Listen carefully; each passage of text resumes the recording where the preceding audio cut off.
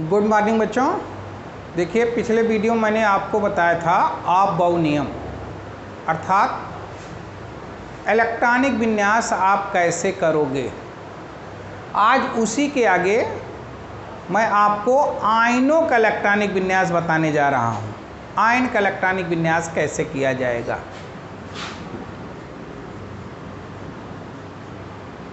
आयनों का इलेक्ट्रॉनिक विन्यास। देखिए, सबसे पहले आपको ये पता होना चाहिए आयन कितने प्रकार के होते हैं। आयन दो प्रकार के होते हैं।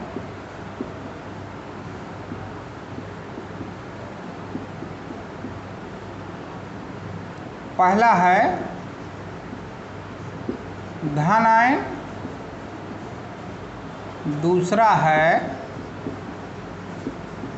ऋण आयन। अब सवाल ये उठता है धनायन और ऋणायन।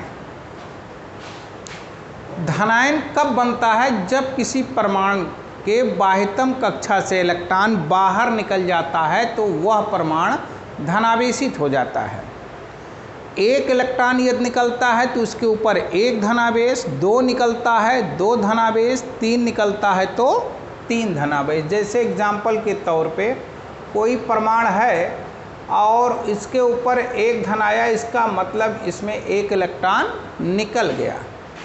जब दो इलेक्ट्रॉन इसमें से निकलेगा तो इस पर दो धनावेश आ जाएगा, अर्थात एक पहले निकला था एक अब निकल गया। तो इलेक्ट्रॉन के निकलने से वह परमाणु धनावेशित हो जाता है। इसी के विपक्ष में ऋणायन बनता है। जब किसी परमाणु में इलेक्ट्रॉन उसके बाह्यतम कक्षा में बाहर से आ जाता है तो वह ऋणावेशित हो जाता है, अर्थात ऋणायन बन जाता है। एक इलेक्ट्रॉन आता है तो एक ऋणावेश, दो इलेक्ट्रॉन यदि आ जाता है तो उसके ऊपर दो ऋणावेश, तीन आ जाता है तो तीन ऋणावेश। इस प्रकार से धनायन की उत्पत्ति आप देख रहे हैं इलेक्ट्रॉनों के निकलने से होती है, ऋणायनों की उत्पत्ति इलेक्ट्रॉनों के जुड़ने से होती है। अब यहाँ पर यह विचार करना है किसी परमाणु का जितना परमाणु क्रमांक होता है उतने ही उसमें इलेक्ट्रॉन होते हैं। यदि इलेक्ट्रॉन एक निकल गया तो इलेक्ट्रॉनों की संख्या उतनी घट जाती है। ऋणायनों में जितने इलेक्ट्रॉन आ जाते हैं उतने इलेक्ट्रॉन उनके परमाणु क्रमांक में जुड़ करके उतने इलेक्ट्रॉन बढ़ जाएंगे। तो जो इलेक्ट्रॉनिक विन्यास किया जाएगा वो परमाणु क्रमांक का न करके अब जो एक्चुअल में उसके पास इलेक्ट्रॉन होता है उन इलेक्ट्रॉनों का किया जाएगा। याद रहे आपको, धनायन में परमाणु क्रमांक से कम इलेक्ट्रॉन होंगे, ऋणायन में परमाणु क्रमांक से अधिक इलेक्ट्रॉन होंगे। तो आइए एक आध दो और दूसरी चीज़ यह है कि इलेक्ट्रॉनिक विन्यास करते समय जितने इलेक्ट्रॉन रहेंगे उतने ही इलेक्ट्रॉन का इलेक्ट्रॉनिक विन्यास किया जाएगा। जब आप कल देख रहे थे कि इलेक्ट्रॉनिक विन्यास करने पर कभी 4s में जाता है तो उसके बाद 3d में जाता है। 4s का मतलब चौथी कक्षा में इलेक्ट्रॉन गया, चौथी कक्षा में कुछ जाने के बाद लौट करके तीसरी कक्षा में जाने लगता है। लेकिन आपको ये पता होना चाहिए कि आयनों के इलेक्ट्रॉनिक विन्यास में जब परमाणु से आयन बनता है, इलेक्ट्रॉन आता है या जाता है तो वह सदैव परमाणु के बाह्यतम कक्षा से ही इलेक्ट्रॉन आता है और जाता है। तो देखिए कैसे मैं धनायन और ऋणायन का इलेक्ट्रॉनिक विन्यास कर रहा हूँ।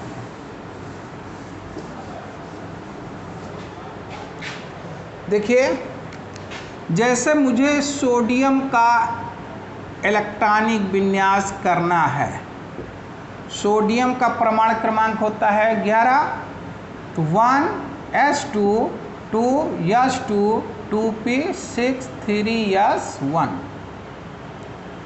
2 2 4 6 10 1 11। यहाँ पर Na+ है तो इसमें परमाणु क्रमांक तो 11 ही होगा, लेकिन अब यहाँ पर एक्चुअली में इलेक्ट्रॉन 10 हो गए, 1 प्लस का मतलब 1 इलेक्ट्रॉन निकल गया है। तो ये इलेक्ट्रॉन कहाँ से निकला होगा? सबसे बाह्यतम कक्षा से।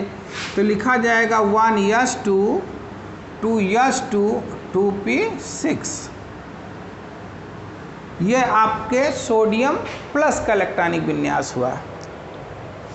इसी प्रकार मैं कैल्शियम का इलेक्ट्रॉनिक विन्यास कर रहा हूँ। कैल्शियम का परमाणु क्रमांक होता है 20, 1s2 2s2 2p6 3s2 3p6। देखिए 2 2 4 6 10 2 12 6 18, फिर यहाँ आ जाएगा 4s2।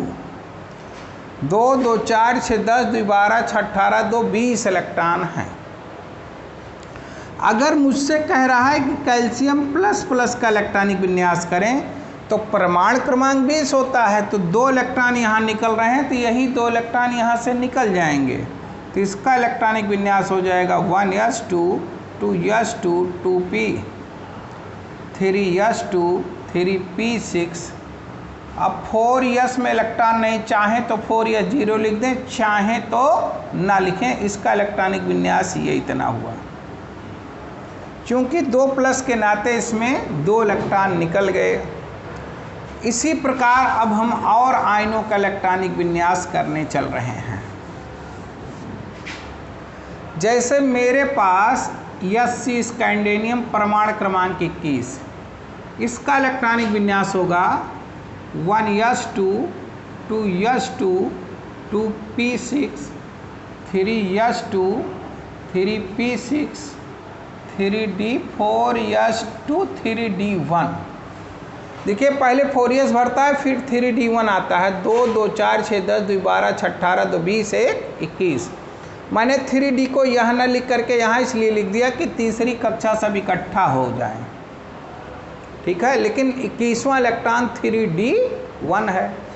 अगर ये हमसे कहता है कि स्कैंडियम सिंगल प्लस का इलेक्ट्रॉनिक विन्यास करें तो हम क्या करेंगे? एक इलेक्ट्रॉन निकालेंगे। अब एक इलेक्ट्रॉन ये वाला निकलेगा कि ये वाला?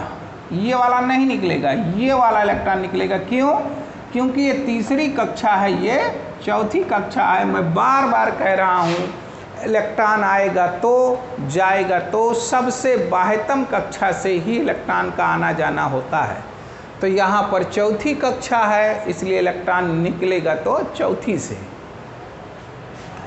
अब यहाँ पर हो जाएगा 1s2 2s2 2p6 3s2 3p6 3d1 4s1।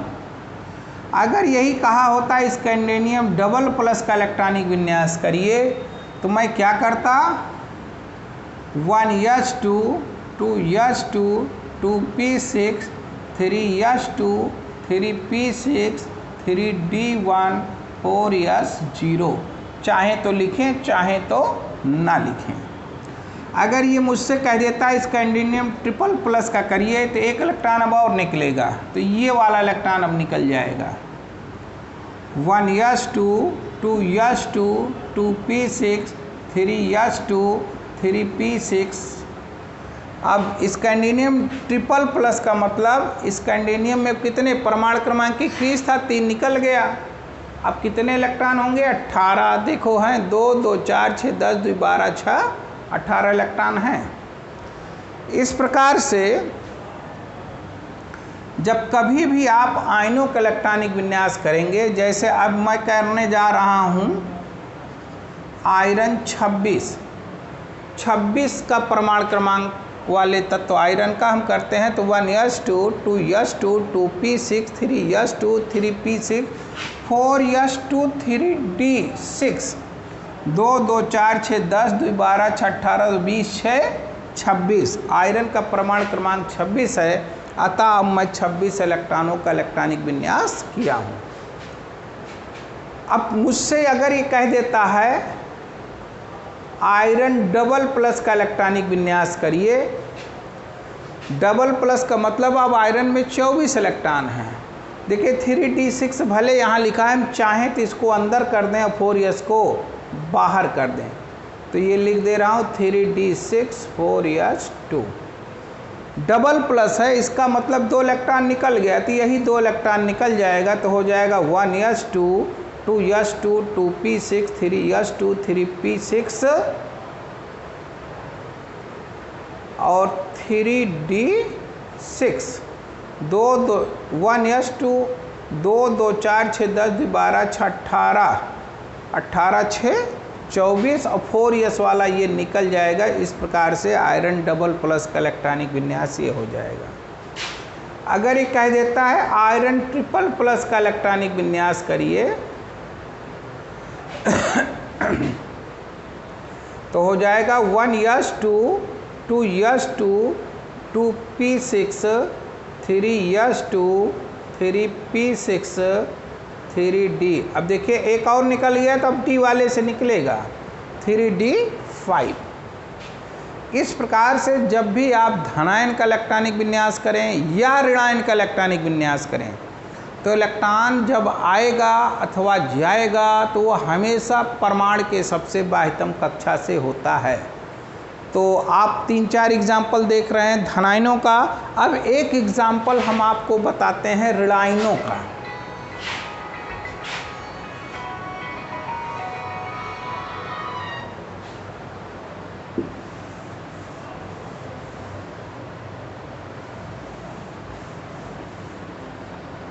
अब देखिए, जैसे क्लोरीन का परमाणु क्रमांक 17 होता है 1s2 2s2 2p6 3s2 3p6। देखिए 2 2 4 6 10 2 12 5 17 क्लोरीन 17 का परमाणु क्रमांक है। अगर ये कह देता है Cl माइनस का इलेक्ट्रॉनिक विन्यास करिए, तो परमाणु क्रमांक होता है 17, लेकिन अब मुझे 18 इलेक्ट्रॉन का इलेक्ट्रॉनिक विन्यास करना होगा क्योंकि ये ऋणायन है। अब ये 18 इलेक्ट्रॉन का जब इलेक्ट्रॉनिक विन्यास होगा तो यहाँ पर p में 5 इलेक्ट्रॉन है, तब ये हो जाएगा 1s2 2s2 2p6 3s2 3p6। देखिए 5 में एक इलेक्ट्रॉन बढ़ गया, तो ये Cl माइनस का हो गया। क्यों? क्योंकि सबसे बाह्यतम कक्षा 3p है, सबसे बाह्यतम कक्षा 3p है और इसमें ही इलेक्ट्रॉन आया हुआ है। तो जब इसमें इलेक्ट्रॉन आया हुआ है, अगर मान लीजिए ऋणायन है तो इसी बाह्य कक्षा में इलेक्ट्रॉन आएगा। अगर ये धनावेशित होता तो इसी बाह्य कक्षा से धनावेशित होता। चूँकि क्लोरीन अधातु है, क्लोरीन क्या है? अधातु है। अधातु का इलेक्ट्रॉनिक विन्यास जब करेंगे तो अधातु इलेक्ट्रॉन लेता है। जब इलेक्ट्रॉन लेता है तो ऋण आवेश आता है, इसलिए हम ऋण आवेश का इलेक्ट्रॉनिक विन्यास करते हैं। अब देखिए धनायन और ऋणायन का इलेक्ट्रॉनिक विन्यास जब आप कर लेते हैं तो उसके बाद अब आप एक चीज़ यहीं पर और सीख लीजिए, अयुग्मित इलेक्ट्रॉन क्या होता है। अयुग्मित electron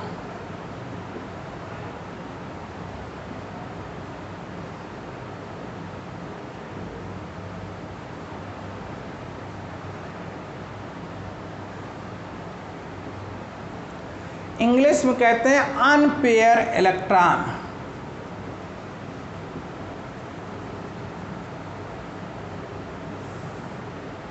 unpaired electron, unpaired electron क्या होता है? जब हम इलेक्ट्रॉनिक विन्यास करें उनके ऑर्बिटलों में इलेक्ट्रॉन पेयर में ना हो। जैसे आप देख रहे हैं यहाँ पे डी और एस में एक एक इलेक्ट्रॉन है, तो ये दोनों इलेक्ट्रॉन अनपेयर इलेक्ट्रॉन होंगे। उसी प्रकार से कभी कभी तुमसे पूछा जाएगा कि फला परमाणु में या इस आयन में आप अयुग्मित इलेक्ट्रॉनों की संख्या बताएं। तो अयुग्मित जैसे मान लिया जाए स्कैंडेनियम में ही पूछ रहा है, स्कैंडेनियम प्लस आयन में अयुग्मित इलेक्ट्रॉन की संख्या बताइए। तो देखिए यहाँ 3p6 है, यहाँ पे सारे ऑर्बिटल पेयर्ड होंगे। 3d में आप जानते हैं 5 ऑर्बिटल होता है और 5 कमरे होते हैं, तो इसमें एक इलेक्ट्रॉन है। और 4s में एक ऑर्बिटल होता है, इसमें एक इलेक्ट्रॉन है, अर्थात 1 1 2 अयुग्मित इलेक्ट्रॉन इसमें कितने हो जाएंगे, बराबर 2 इलेक्ट्रॉन। इसमें अयुग्मित इलेक्ट्रॉनों की संख्या 2 आ गई। अगर इस कैडमियम डबल प्लस में पूछता है तो देखिए इसमें इलेक्ट्रॉन है नहीं, 3d1 में d में 1 इलेक्ट्रॉन, अर्थात इसमें अयुग्मित इलेक्ट्रॉनों की संख्या 1 आ गई। इसी प्रकार आयरन में अगर पूछता है तो मुझे अयुग्मित इलेक्ट्रॉनों की संख्या, देखिए डी में यहाँ पे 5 ऑर्बिटल होंगे,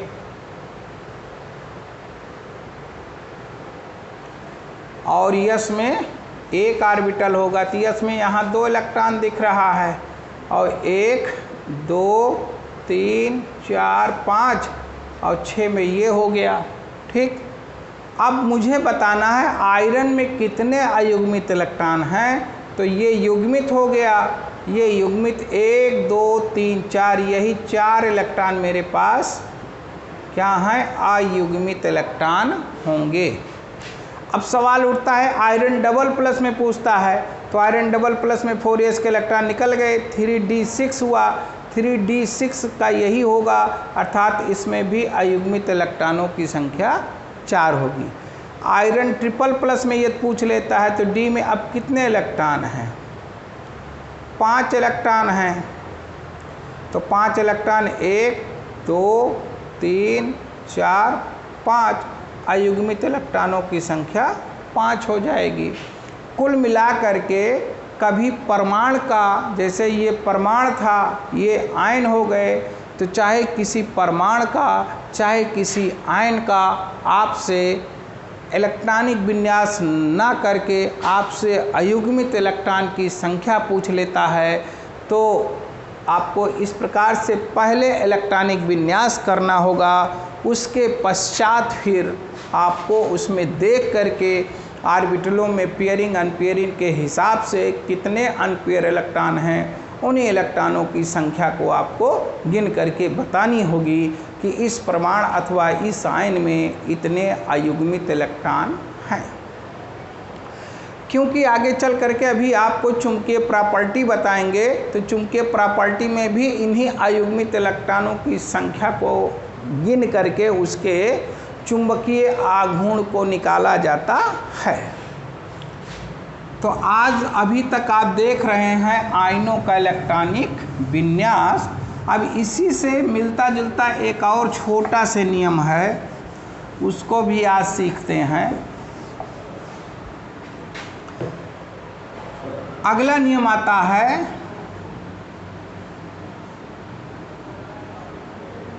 हुंड का नियम, या इसी को कहते हैं हुंड के उच्चतम बहुलता का नियम।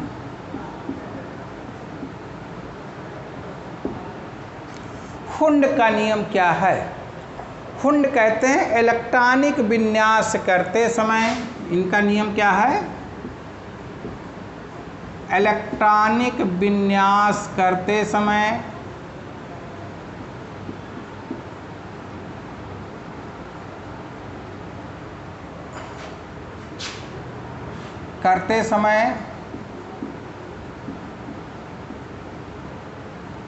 उपकोषों के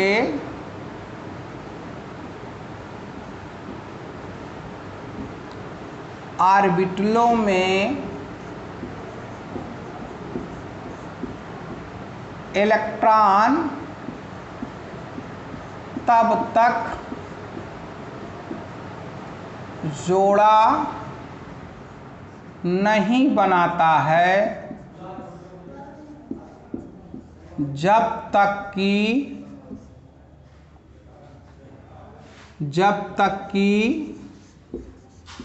प्रत्येक ऑर्बिटल में एक एक इलेक्ट्रॉन। तो देखें, कहता है कि इलेक्ट्रॉनिक विन्यास करते समय उपकोष के ऑर्बिटलों में इलेक्ट्रॉन तब तक जोड़ा नहीं बनाता जब तक कि प्रत्येक ऑर्बिटल में एक एक इलेक्ट्रॉन ना हो जाएं तथा उनके स्पिन की दिशा भी समान होनी चाहिए। कहता है इलेक्ट्रॉनिक विन्यास करते समय उपकोषों के ऑर्बिटलों में इलेक्ट्रॉन तब तक जोड़ा नहीं बनाता है जब तक कि प्रत्येक ऑर्बिटल में एक एक इलेक्ट्रॉन ना हो जाएं तथा उनके स्पिन की दिशा भी समान होनी चाहिए। फॉर एग्जाम्पल जैसे नाइट्रोजन का परमाणु क्रमांक 7 है 1s2 2s2 2p3। अब ये p में 3 ऑर्बिटल होते हैं। अब ये 3 ऑर्बिटल कैसे आप रखोगे, क्योंकि ये 3 ऑर्बिटल को रखने के कई तरीके हो सकते हैं, लेकिन उनमें से एक ही तरीका सही होगा। देखिए 3 इलेक्ट्रॉन है 1 2 3 ऐसे भी रख सकते हो, 1 2 3 ऐसे भी रख सकते हो, 1 2 3 ऐसे भी रख सकते हो, 1 2 3 ऐसे भी रख सकते हो, 1 2 3 ऐसे भी रख सकते हो। तो ये तो गलत है, क्योंकि कहता है जोड़ा तब बनाएगा जब एक एक इलेक्ट्रॉन हो जाएं। तो इसमें आपने जोड़ा बना दिया, इसका मतलब ये गलत है। इसमें एक एक मैंने भरा लेकिन दिशा किसी की समान नहीं, क्योंकि कह रहा है स्पिन की दिशा भी समान होनी चाहिए, इसका मतलब ये भी गलत है। यहाँ जोड़ा बना दिया, ये भी गलत है। अब मैं कह रहा हूँ कि इसमें एक एक इलेक्ट्रॉन ऊपर की दिशा में भरे, अर्थात तीनों इलेक्ट्रॉन एंटी क्लॉकवाइज में भरे हैं, तो ये हमारी बात सही, क्योंकि जोड़ा तब तक नहीं बनाएगा जब तक एक एक ना हो जाए तथा उनके स्पिन की दिशा भी समान होनी, तो ये बात सही है। अब बात आती है इस वाले में, यहाँ पर भी एक एक इलेक्ट्रॉन है लेकिन इसमें तीनों एंटी क्लॉकवाइज है, इसमें तीनों क्लॉकवाइज है, तो इसमें कहीं क्लॉक एंटी क्लॉक कह नहीं रहा है। इसका मतलब नाइट्रोजन का इलेक्ट्रॉनिक विन्यास जब करें तो चाहे इस प्रकार से सही है या इस प्रकार से सही है, बाकी अन्य कोई भी तरीका आप अपनाते हैं तो सब का सब गलत है। ये भी आप सही मान सकते हो, इसको भी सही मान सकते हो, तो जो आपकी मर्जी हो उसको आप कर सकते हो। अब ये 2p3 के 3 इलेक्ट्रॉन इसी दोनों स्टाइल में से किसी एक स्टाइल से आप भर देंगे। तो ये आप कह रहे थे हुंड का नियम या हुंड के उच्चतम बहुलता का नियम। देखिए उच्चतम बहुलता का है शब्द आया है। उच्चतम बहुलता का मतलब हुआ जहाँ तक संभव है उपकोष के ऑर्बिटलों में अयुग्मित इलेक्ट्रॉनों की संख्या बहुल अर्थात बहुलता होती है। इसी प्रकार हम अपनी भाषा में इसको बोल सकते हैं कि उपकोष के ऑर्बिटलों में इलेक्ट्रॉन झुंड तब तक नहीं बनाएंगे जब तक हर ऑर्बिटलों में एक एक इलेक्ट्रॉन ना हो जाएं। तो हुंड कहते क्या हैं कि इलेक्ट्रॉन झुंड बनाएंगे कब, जब हर घरों में हर ऑर्बिटलों में एक एक इलेक्ट्रॉन हो जाएं तब। जैसे अब अगर हम यहीं पर ऑक्सीजन का इलेक्ट्रॉनिक विन्यास करें तो यहाँ पे हो जाएगा 2p4, बाकी यही सब उत्तरता आएगा। तो चौथा इलेक्ट्रॉन आ जाने से अब इसमें झुंड में हो जाएगा। इस प्रकार से आप देख रहे हैं हुंड के उच्चतम बहुलता का नियम। अब अगले वीडियो में इसके आगे की बातचीत हम आपको बताएंगे। ठीक, ओके, थैंक यू।